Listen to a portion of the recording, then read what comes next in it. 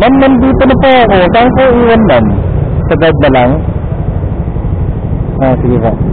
Tama ito, ma'am, no? Opo. Sige po.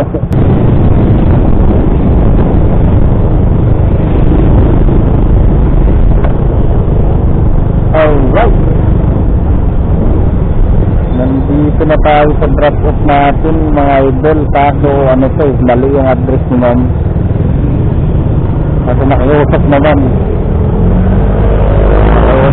Siya na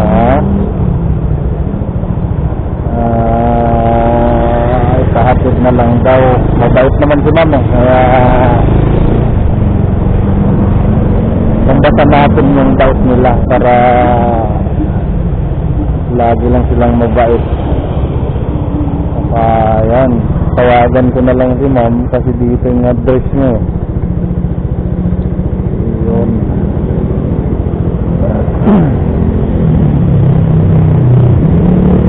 Tawagan natin si ma'am, guys. Tingnan natin na nandito na tayo sa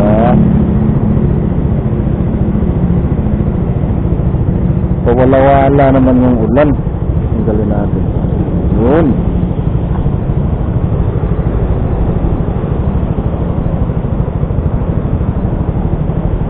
Yes. Ma'am, nandito na po ako. Saan po iwan, ma'am? Sa guide na lang? Ah, sige po. Tama ito, ma'am, no? Opo. Sige po. Sige po. Alright. Nag-drop na natin, guys. Pamalitin naman ng drop. Mga address na. Kaso mabait tayo. Kaya atid pa rin natin. Ganyan natin ka alaga yung mga customer. Pag medyo may yung iba, yung lahat. Ika lang. Sila mabait kasi kaya nakaawa naman. Mahal yung pagkain naman.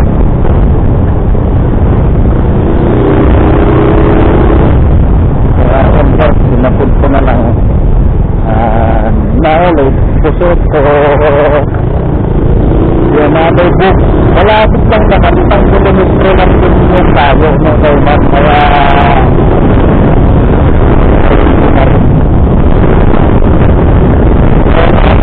sabi ko guys, ako na